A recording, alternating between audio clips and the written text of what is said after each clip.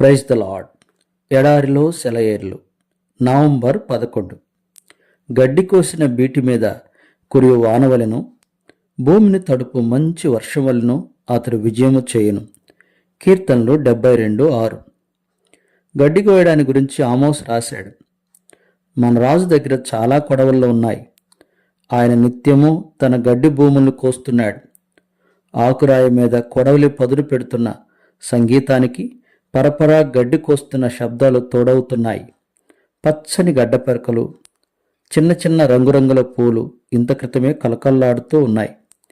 ఇప్పుడు తెగి కుప్పలు కుప్పలుగా పడి ఉన్నాయి.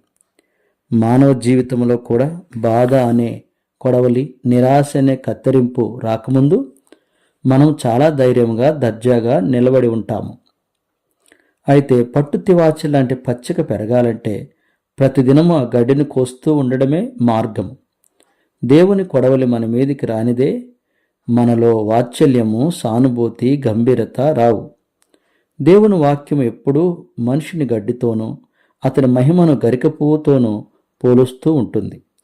గడ్డి కోసినప్పుడు దాని లేత పరకలన్నీ తెగినప్పుడు, పూలు పూసిన చోట అంతా సర్వనాశనం తాండవమాడినట్టు కనిపించినప్పుడు అదే మెత్తగా వెచ్చగా వాన చినుకులు పడవలసిన సమయం. ఓ హృదయమా, నిన్ను కూడా దేవుడు కత్తిరించాడు. చాలాసార్లు నీ రాజు తన కొడవలితో నీ దగ్గరకు వచ్చాడు.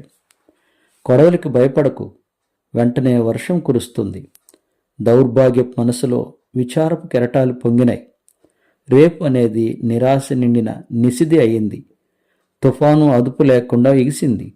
ఇహలోకపు సౌఖ్యాలు నోటికి చేదైనాయి.